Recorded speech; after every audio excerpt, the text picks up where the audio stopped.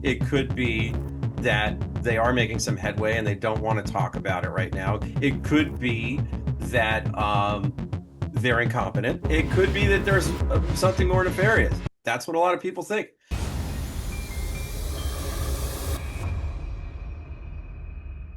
Hi, everybody, and welcome back to True Crime Unsolved. This is the place where we tackle the stories that the TV networks won't touch. All right, guys, today we're doing another comment reaction video for you all. But first, we want to give you some updates on some of the cases that we've been covering, some upcoming videos that we're about to drop. If you guys been following along, we've been kind of trying to keep you in the loop about who we're reaching out to for some of these cases that you guys have watched and had questions on and been interested in. So I'm just going to go through a couple right now and let you know the status. So Chan Singlberg case, the first one we put up, a lot of people reached out and said, you guys have got to talk to Chance's good friend, Matt Miller, who is also, it's believed, the last person Chance ever spoke to on the phone. He was asking Matt if he could arrange for someone to come pick him up as he was taking that fateful walk. So we did reach out to Matt. He's agreed to sit for an interview. We're going to film that very soon, and then we'll have it out to you guys as soon as possible. So thank you for the suggestion. We're really excited for that. The other one on the Chan Singlberg case is kind of obvious. It's the Gering, Nebraska Police Department. We told you guys we were going to do our best to get interviews with the investigators. There's been a couple over the years, so we reached out to try to get all of them. And I regret to tell you, many weeks have gone by and our attempts have gone basically unanswered. So we're starting to sort of understand where Chance's family's coming from and what some of the commenters have said in the comments who are local to the area, that it is almost deafening how quiet it is on the law enforcement end of this case. There just doesn't seem to be a lot of communication. With the backgrounds that Sean and I have professionally, we've reached out to a lot of law enforcement agencies over the years and gotten them to speak to us. And usually when you do that and you write like a clear professional query and you tell them who you are and what your background is, we usually get a response. Even if it's, hey, we can't do this right now. I've got a lot of those over the years, but they still respond. And the crickets that we're getting from Gering PD, it's odd. Well, yeah, I mean, you have to keep in mind, and I say this again as someone who's just dealt with a lot of law enforcement in the past, like these people are, they're public servants, they're out there for the public. They're enforcing the law for you, for me, for the communities that they live in. And so usually when there's a lot of public interest around a case and people are especially sending like media inquiries just to get a statement, you'll hear something like Miles said, even if it's just like, this is an ongoing investigation, we're not really prepared to talk about it, thank you for your interest. Like that's totally normal, a professional response we hear a lot. So I guess, yeah, for us, it's a little unusual to hear nothing back. I'll just say that. But like I said, it just fits in with what everybody said is, that like there's a lot of silence and that's creating a lot of questions. There could be a very legitimate reason for this.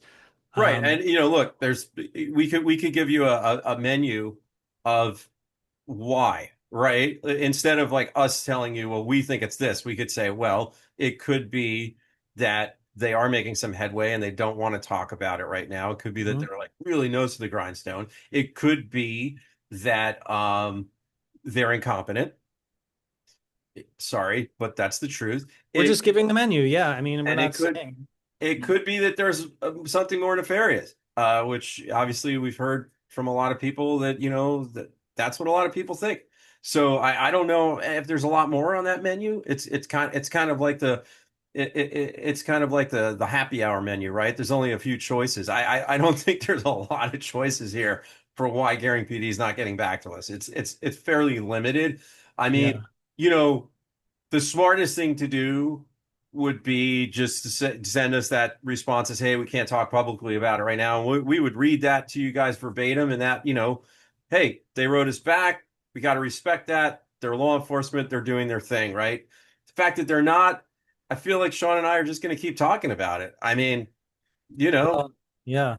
It's like the unhappy hour menu now it's because people are not people are not thrilled. So yeah, we're gonna keep trying, but it's not looking great. And it does play into everything we've heard so far. I mean, we would have honestly been a little surprised if we got an immediate, enthusiastic, yes, let's talk about this case, because everyone told us that probably wasn't going to happen. So don't worry, we're going to stay on it, but just giving you an update. Moving ahead to Liz Barraza, which you guys were also really passionate about, and it was great to see. We told you after reading the comments, we wanted to talk to Sergio, Liz's husband, who a lot of you think may have had either knowledge about what happened to her or been the person behind it. And there's just so many things that have happened over the years, statements he's made, little behaviors he's had in other interviews on film that people question. And, last time we did a comment reaction video about this case, we said, yeah, we've noticed that stuff too. All the people that commented about it, we heard you, we saw it as well. But before we really weighed in and tried to analyze every time this guy batted an eye or said something weird, we wanted to talk to the man himself and ask him about it. So we've been reaching out to Sergio for a couple weeks.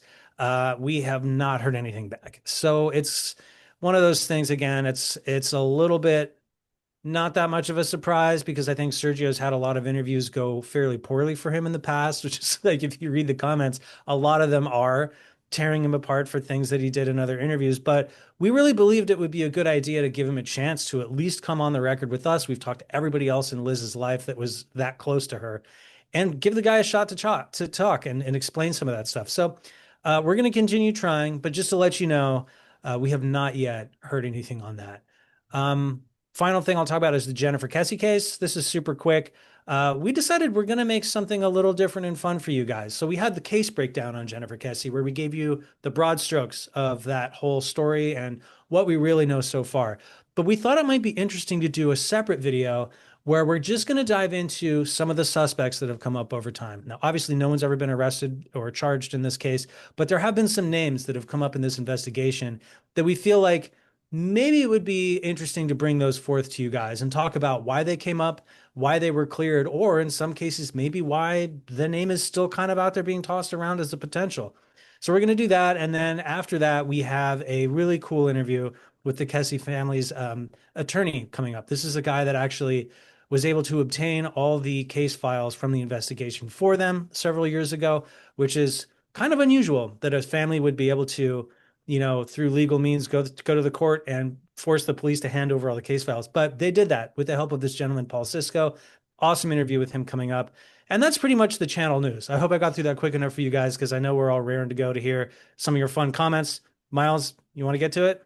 All these comments are about Jennifer Kesse and the Jennifer Kesse case breakdown. We're filming this before the interview with her parents goes up, but by the time you watch this, that will be up, and then we'll probably do another response depending on what kind of comments we get on that one. But maybe we'll cover everything in this one. Let's get into it and see what happens. Glenda Cox, 6540. Two people involved, in my opinion. One gets rid of her, one drives the car. She was a healthy, strong young woman. I don't think one dumb dude could do it. Glenda, it's interesting that you say that because something that really stood out to us when we spoke with Jennifer's parents was how focused they had been on safety when she was growing up and how much they sort of emphasized that in their lives, and the fact that even when her apartment was being worked on, she would stay on the phone with her parents while there were workers in her apartment. This is how safety conscious Jennifer was. She did have some sense of physical defense as well, from what we understand. She was kind of like aware of this stuff, and was on her own, and was and her head was on the swivel, for lack of a better way of putting it. So you could be right, because I feel like she fits the profile of someone who could be a victim of male aggression just as a female, but at the same time, she was a healthy, strong young woman, as you say, and she was someone whose parents had really sort of emphasized safety and emphasized being aware of her surroundings. So it's an interesting point. Yeah, I think that kind of says it all. And it's one of the most talked about elements of this case is you kind of look at that video of the suspect behind the fence. And of course, there's the famous discrepancy. Is this guy 5'2"? Is he 6 foot? Everyone seems to have a different opinion on that. But we do know Jennifer was 5'8", and like Miles said, was scrappy and taught to fight back and was certainly not going to be the kind of person to just go willingly into a dangerous situation and give up, from what her parents told us. So yeah, it's so hard to know. I mean, again, it's so frustrating. We see one person but we don't know where Jennifer is. We don't know if she was put in another car and this person took hers. It's really, really a great comment, and I wish we had the answer to it. But yeah, you're right. If there is more than one person involved in this disappearance, the higher chance there is that eventually someone's going to slip up or someone's conscience is going to catch up to them. So that's the hope, right? Um, Exactly. Rocco Smith E9K says the person in this video has a bold haircut. That, Rocco, is very interesting that you say that. You're not the only person to point that out. Obviously, we've read that and heard that from people before in researching this case. So I really, really would like you, Rocco, to watch the suspect video that we're doing when that goes up on the channel because I think there's a lot of people that have sort of pointed that out, and then there's certain suspects that were investigated that kind of match that description. And we kind of break that down and get into it in the suspect video that we've got coming up. I don't know if we should say more about that right now. Can I just have a little bit of speculative kind of fun with that? Yeah, we're all noticing that bull haircut. And what's really interesting to me is like 2006. I mean, I remember what people looked like back then, and that was not like a super popular haircut. So I would think it could be significant, right? To figure out who was walking around with that look back at that time. I just don't remember a lot of bull haircut. I remember the early 90s seeing a lot of bull haircuts. I remember I had a bull haircut, but yeah, it's a kind of an unusual look for the time. That could mean something, it could mean nothing, but it sprang to my mind. So I guess I just wanted to piggyback the comment with, yeah, very weird. It's a weird thing because nowadays there's this Edgar look, right? That's Edgar cut, very yeah. popular with some kids, and I would describe that as a bowl haircut, but now it's cool and it's called the Edgar, right? But Mhm. it is an interesting thing, and it has stood out to a lot of people. And as I said, that does tie into some of the suspects that we're going to be looking at in that suspect video. So keep an eye out for that one. And Rocco, thanks for the comment. Genlo88. This is a big one. Elizabeth Barraza and Jennifer Kesse's cases are two that I think about daily. The answers feel like they're just slightly out of reach. Both cases have surveillance footage but remain unsolved. My theory for both cases: Elizabeth, a jealous acquaintance from the cosplay world, is responsible. Jennifer, I believe a worker was stalking her. When she went out of town, her brother was staying in her apartment with friends. It set off the stalker. He thought he'd never see her again. On her first night back home, the suspect makes their move. I pray for the families that justice is served soon. Lot to unpack there, Jen. You know, your theories are shared by a lot of people. I don't think that anything that you've said is coming from nowhere, and I think that they're well thought out and that they're logical. You know, I think that I think that I kind of posited that the jealous acquaintance from the cosplay world with the Barraza case. A lot of people obviously feel differently. A lot of people feel Sergio is responsible. I think Dr. Todd Grande, shout out to Dr. Todd Grande, did a video on this case and actually thought that it wasn't Sergio and that it was probably someone from the cosplay world. So yeah, it's quite possible. I mean, it's personalities and obviously the perceived outfit that the suspect's wearing, right? I mean, a lot of people have speculated about that. We can't be sure what it was, but Jennifer, believe a worker was stalking her. I mean, look, we know that there was harassment from the guys at the building, in general. And we also know that like specific people were actually looked at, which we're going to get in depth with that suspect video that we're putting up. People that did work at the building, there were some people that were investigated. So, you know, we're going to look into that a little harder for you guys and talk about who was actually looked at. But yeah, it's quite possible. It's quite possible. Why don't I just read the next one because it kind of continues into the Jennifer condo complex worker theory. So ABCW114 said, I think someone who lived or worked at her condo complex abducted and killed her. Why else would they be there so early in the morning on a workday? Who else would need to drive her car within walking distance of the complex? Why not stash that car nowhere near the crime scene? Well, if you have to walk back home or to work at the condo, that's what you would do. It's possible she had a stalker who knew her schedule and was waiting for her, someone who had no connection to the condo, but then I guess he'd drag her to his vehicle. It would be risky to leave his own car in the lot for hours. Yeah, I mean, this is a great point. It does make me want to play a little bit of devil's advocate. I think this is an absolutely a working theory, and I think a lot of people have it, and it could be totally right. However, there's a couple possibilities that would strike some of that down potentially. Um, why not stash the car nowhere near the crime scene? Yeah, I don't know. But as far as having to walk back to the condo, well, if it was two people, somebody else could have given them a ride. If it was one person, they could have taken a bus.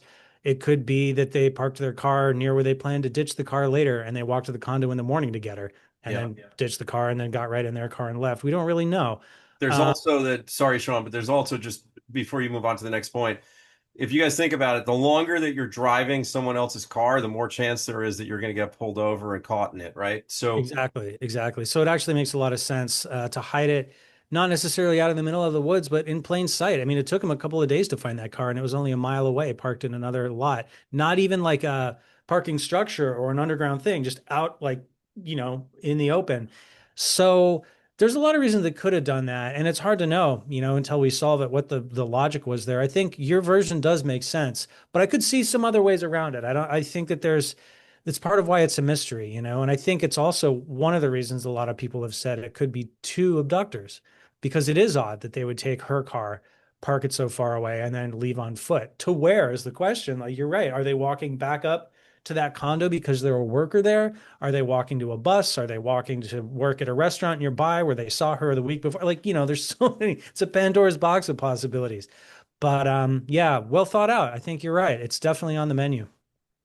yeah, and it seems to be, it's sort of like we put up our case breakdowns and then we start seeing feedback from you guys. And pretty soon you can get a feeling for what the major theories are and what our audience is thinking. And like, look, with Liz Barraza, I'm just going to say it. The majority of our viewers and the majority of the feedback that we've gotten thinks that Sergio was involved with what happened to Liz, whether that was, firsthand or, secondhand or whatever. That does seem to be the overarching feeling from our audience. With Jennifer, what seems to be developing is that a lot of people think that it was folks that were working at the condo or that, maybe someone who lived there, as opposed to an ex-boyfriend or perhaps someone from her job or, even just a random. Because, again, dealing with a beautiful girl uh, got a lot of attention by all accounts. And, there's a lot of possibilities there. Again, you know, hopefully by this point, by the time this goes up, you guys will have watched our interview with the parents, and maybe that sheds some more light. Maybe, we'll get more of a conversation going, and we could do another one of these based on what the feedback is we get to the interview that we put up for Jennifer's parents. Absolutely. And well, really quickly, I just wanted to say I think one of the reasons that the theories are a little more diverse here is because, in Liz's case, we saw her get killed on camera, and she's a murder victim. Jennifer, we actually have no idea what happened to her. I think a lot of us are assuming she met with foul play, but we don't really know. Was she kidnapped? Was she trafficked? All of that is those are theories people still have. So yeah, it makes you feel really, really bad for the family because not even knowing as much as just what happened to her and then being able to focus on who did it. It's still not even getting to that first step. Where is she? What happened? We don't know. All we see is some guy parking her car, and that's it. CB24203. Without DNA or prints, I don't see this one ever being solved unless the killer confesses or someone who knows them comes forward. That's right. I mean, and there is one more way too, which is we could find Jennifer. Either she shows up one day on a bus and says, I just escaped someone's house I've been held at for 20 something years. Or, in a more morbid version of this, her body is found and maybe it's on a property that's connected to somebody who was a suspect early on, but they didn't have anything. Like sometimes it's through that. If we can find her alive or otherwise, we may be able to figure out why she's in the way she is and who put her there and whatever. So, yeah, I don't think like, it's not a hopeless case. It's a frustrating case. It's a really frustrating case. But yeah, like Miles said, probably the clearest path is someone's just saying what happened or what they know, you know? Yeah. I mean, look, Drew and Joyce have put so much of their lives into keeping this thing alive and trying to get it solved. That, I just, my heart's really with them. And, they're such great people. And, we just really hope that something does crack. This is also from the same person, CB24203. Good channel and content. I like the format and style. Thank you. Thank you very much. We appreciate it. You know, we didn't know exactly how we were going to do things when we started out, and I feel like it's still sort of evolving as we go along, and we're trying to take input from you guys and sort of move a little bit here and there as we grow and as we get more feedback from our audience. So thank you. We're really happy to hear that you guys like what we're doing, and we're going to keep doing it. Yeah, we do really appreciate it. I think especially because Miles and I have chosen to make this channel in sort of not the easiest path we could. You know, it's like sometimes the fun of true crime is really going crazy with speculation and theories, and we could just get up here and do that, and that would be it. But to make the choice to go try to interview the real people connected and stay even-handed as long as possible and be as open as possible is not always easy. So thank you for noticing that and appreciating it. We're hoping that that's a unique take for you guys, and that it gives you something that maybe not everybody is offering. So yeah, nice to be appreciated. Sean, should we tease a little bit of what we got coming up? We got a lot of good stuff coming. We're nearing the basically we're at the end of the summer. We're heading into fall, and we've got a nice bunch of videos and new cases to take you guys through to the new year. Really, Oh yeah. what do you think? Yeah, let's talk about it. So, like Miles said, we're coming into sort of the last quarter of the year here. Get your flannel out. It's pumpkin spice latte time. And we've got some really interesting cases that definitely need your help and attention. And I can tell just from reading all the comments on what we've put out so far that the ones we have coming up, you guys are going to be really passionate about and really interested in too. They share some of the same DNA, but they also have their own unique things. I mean, we've got a young lady who is her entire family wound up being, I think, the biggest sex trafficking ring ever taken down in their state's history. She disappeared. Was it connected? We're going to dive into it. Another young woman was caught shoplifting on camera, walked out the front door away from a security guard and vanished into thin air. Never seen again. Extremely mysterious case. We've got that one coming for you. We've got a woman who was murdered by a person dressed in a very scary, strange disguise in her own church. We're going to be diving into that case. No one's ever figured out who that person was or why they were there. And then, Miles, we've got one that you actually know a lot more about than I did until we filmed these interviews. But why don't you set this one up? Because it's almost too crazy for me to try to describe. Sure. Well, it's a little different for us, but we're actually opening something up that could potentially lead to a whole series of videos that we're doing that's investigating a Kundalini yoga and meditation center in the Pacific Northwest that's actually alleged to be kind of a cult and led by a very charismatic leader. And there's been a lot of strange stuff there. And we're talking to people that have been affected by that, people that were involved. It is a really fascinating subject with a lot of layers and a lot of potential victims involved as well. So we're going to be doing that. Um, yeah, so that's pretty much going to take us to the end of the year, guys. But keep sending us suggestions. We've been getting great DMs on Instagram and messages on Facebook of people suggesting cases. We've had other people reach out to us. We've actually already got a couple of interviews done with some other cases from people that have come to us that we're going to have to not probably publish until next year because we're just so stacked up right now. But it's been great so far, and we really, really appreciate everyone's enthusiasm and people sort of like telling us what they'd like to see covered. Yeah, no, absolutely. It's been really cool. I mean, I guess maybe we should tease too that we were able to film a whole episode about a really bizarre and tragic case with somebody who came to us just as a viewer or someone who heard about our channel and wanted help getting attention on their case. So it's interesting to see, how the mission is starting to really form. We're getting tips on some of these cases we're passing to investigators. We're getting people coming to us with their own unsolved cases, asking for help. And that's kind of what we wanted, to connect people who need that help with people like you who are interested in watching this type of thing and having your own theories and seeing what we can figure out together. So, yeah, I mean, thank you, honestly, for watching and caring and for all the nice words you guys put in the comments about these families that have taken the time to talk to us. It's really heartening to see. These are super sad stories. It's very dark stuff, but there is this like bright sort of spot, this glimmer of humanity, seeing how you guys engage with it and seeing how the mission is starting to actually come together and play out. So I think, yeah, for Miles and I both, thank you guys. We're Yeah. really grateful for that, and we're grateful that we're building a community of people who actually give a damn. So thank you.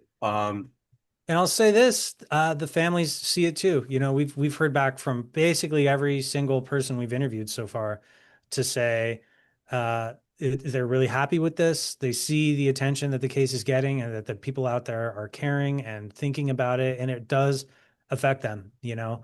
Um, and we don't get to show that in the interview because it's something that happens off camera, but it's important, I guess, for us to tell you that it means something, you know. So keep it up. Like what we're doing, drop us a comment, subscribe to the channel, share it with your friends. We're going to keep doing what we're doing, and we can't do it without you. We'll see you guys next time.